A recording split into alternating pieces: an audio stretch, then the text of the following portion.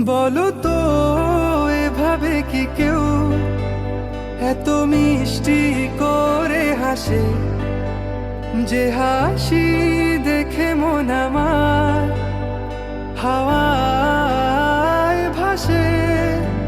বলো না এভাবে তুমি মায়া চোখে কেন তাকাও, যেন আমার হৃদয় কোণে কত রঙিন স্বপ্ন আঁকা।